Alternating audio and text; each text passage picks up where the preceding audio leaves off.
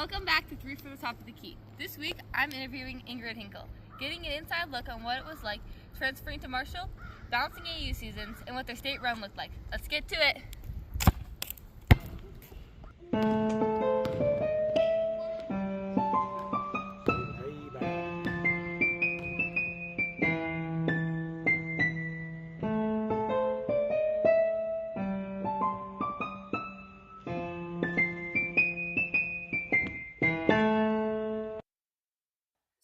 Hey, I'm here with Ingrid Henkel.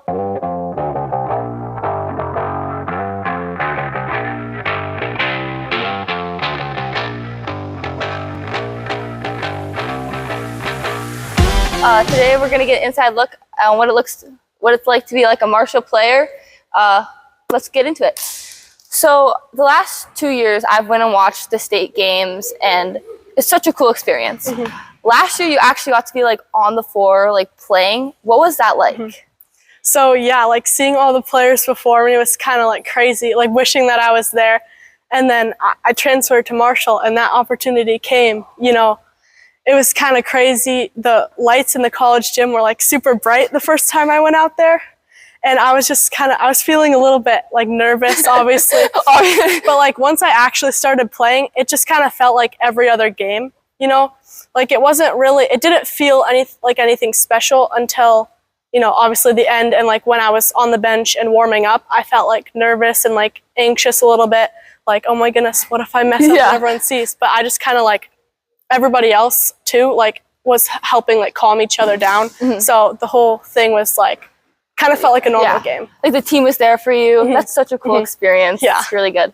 So I'm going to dive into like what that state looked like for you. How did you balance like the hotel stays, travel, getting shots up on your own and practices, and what did that week look like for you?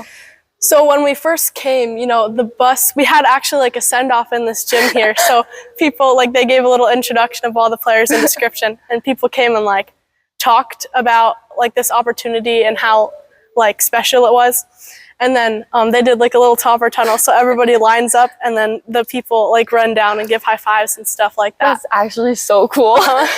In that whole week, like, was the travel hard and like getting into a rhythm?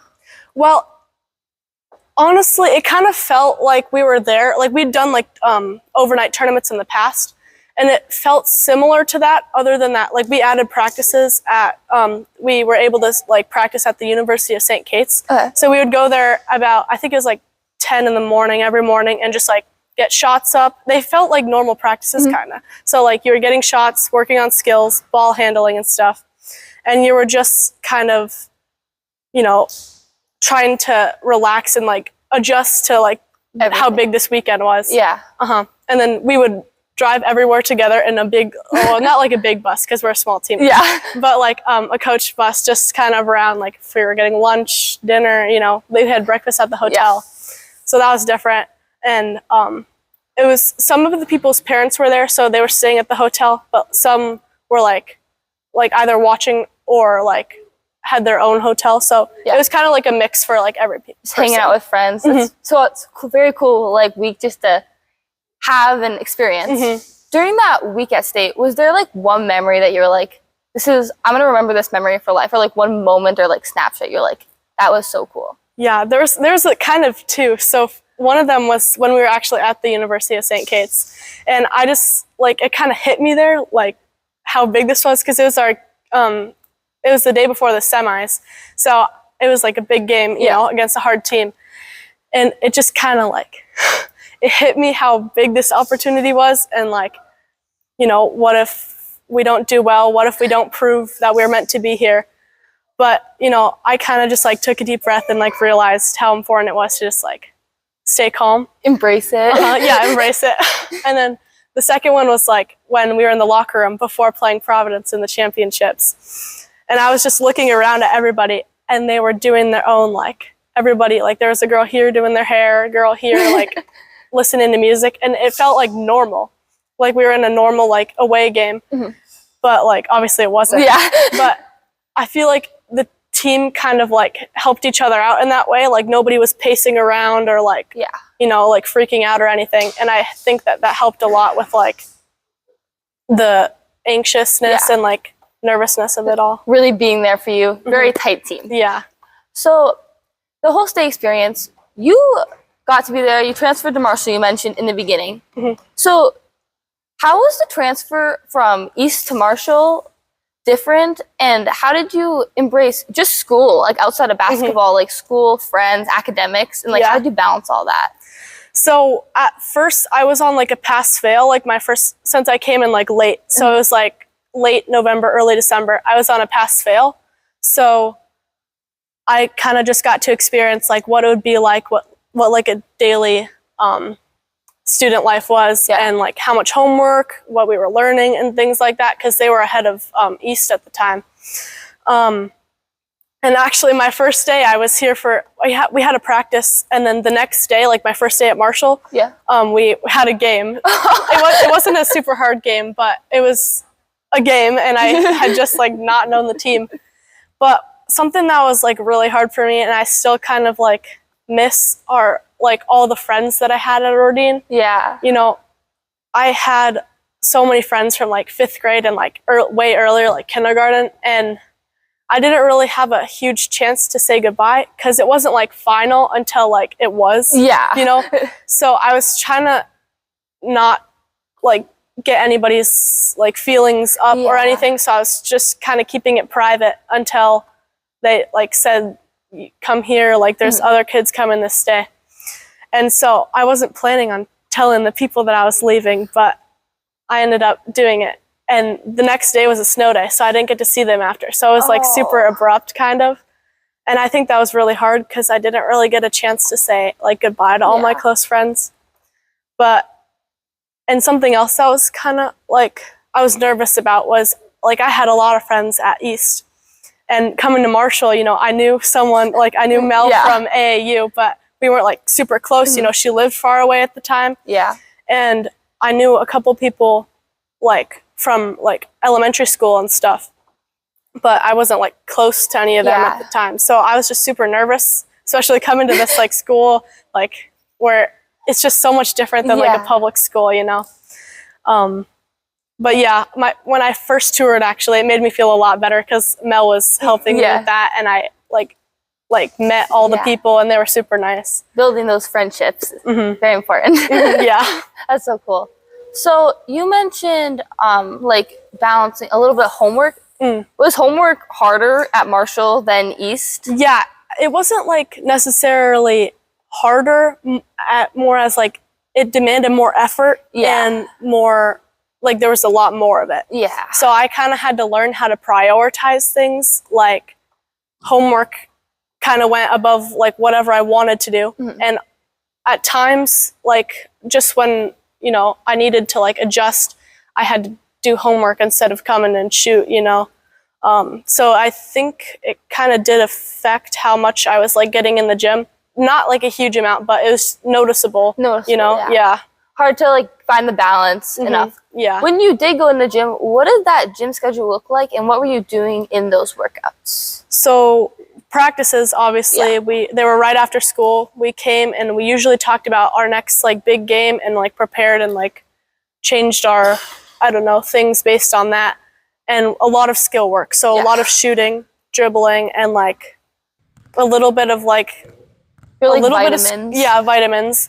And then a tiny bit of like scrimmaging, but not like fully live, just to like get the feel and like execute things. Yeah. As for workouts, I would do some extra ones with CJ every now and then also with Diami. Yeah. And those were just kind of also like vitamin work, but also like more broken down skill stuff and like whys basically, and like IQ and stuff like that. Yeah. Those are, I feel like during season it's hard. It's like hard to find the balance of like how to do everything and get into that groove. So I'm gonna jump a little bit. So back to like when you first came to Marshall, did Marshall have like a captain's practice like the week before the season started? So I don't like, obviously I came late, but I'm pretty sure they did like the week before. And they also, like, they had captain's practices, but also they did things like they went hiking and, like, running on, like, the trails around Duluth, which is, sounds super fun. So I'm hoping we do more of that this year because I really want, like, it seems like such a great, like, bonding experience. Yeah. And then for the practices, or like the captain's practices themselves, I think they're probably similar to like a practice, but more like live and like just like vitamins and stuff like that. Get to experience that next year. Yeah. I'm excited. Yeah. So I'm gonna bring up Chloe Johnson for a second.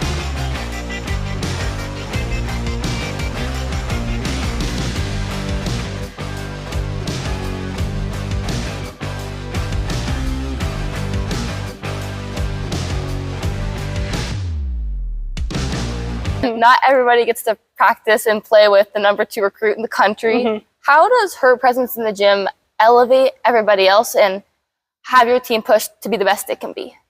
Well, just like watching her, like how much work she puts in inside and out of the practice. Like you couldn't tell if she had like a 2-hour workout before that, because she always brought the same intensity for everything.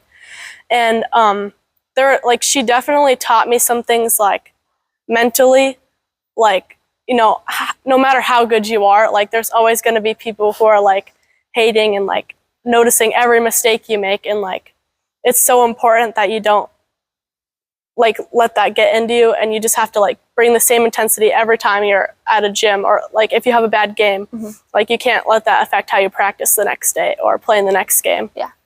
She brings so much. I've worked out with her a few times. She just brings so much to the gym, and I feel like it makes everybody in the gym better. It makes everybody want, like, she's the player that you want to be, you know?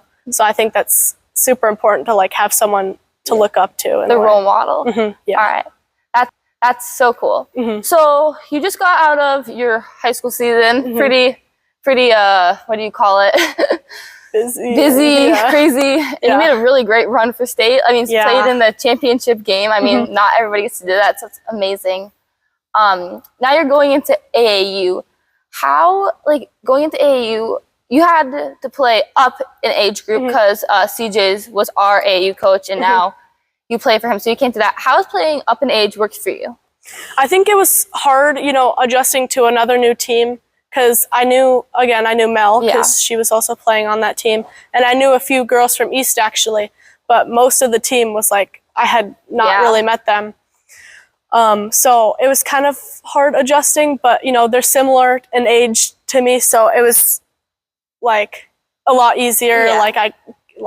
You could fit in pretty well. It just took a second to adjust. Yeah. And then for on the court, I feel like my getting to know them definitely translated. Like as I was getting more comfortable with the team, it reflected to the court. And then I feel like I had different goals when I was with that team. You know, I wanted to be more of, not like the primary, like not like a point guard, but like, you know, like inbounding during a press and things like that. And I think I was pretty successful with that, but also it like changed the way I wanted to impact the game. Yeah, like mindset going into a game. Yeah. I think for me too, I was just like this AAC, like there was different goals in high school season. Yeah, for sure. Can you just walk me through your highest and lowest point in the AAU season and how you got through them or tried to keep at that high point? I think my lowest point was when I was just meeting like this team, and I was really like timid, and I hadn't had that like confidence. Like, you know, I was struggling in confidence, and I didn't know the teammates very well. So I was just kind of going along. Like I was playing the games, but I wasn't, like I was hustling on defense and stuff like that, but I wasn't trying to like make opportunities on offense for myself. Yeah. Whereas like I was trying to help other people, which didn't work as well. Like I needed to focus more on like, you know, like looking to the rim. I wouldn't look at the rim my first look. Things like that. It's hard to like, sometimes when you get in the mindset of something, it's like, look to score. It's important to do that, but like also like find the balance of scoring and passing. For me, it's really hard. Like I get into a mindset sometimes where I'm like, okay, you need to like balance it out. And I'd say my high point was probably somewhere around now, because I have had that like confidence. I don't know what it was, but I just kind of was fed up with not playing the way that I wanted to. So I just thought like, you know, I don't care. Like I'm just going to do what works, and I'm going to try things out for myself. And it was a little hard with the team because I had just kind of, you know, we had all settled in, and I had just changed the way I was playing. especially with like these new people. But we're definitely like adjusted now, and I'm a lot happier with how I'm playing. Like offensively, I'm a lot more like aggressive, I would say, and consistent than I was like compared to the beginning of the season. That's really cool. Like just figuring out, I think it's really hard. Like for me, when I get to a low point, it's hard to get to that high point again and then try to make those jumps shorter. Like you want to stay at that high point the longest time. Or like continue the grind, like, you know. Yeah. No, put in so much work. In closing, this is Ingrid Henkel. Thank you for coming to the podcast. Of course. And thank you. Thank you.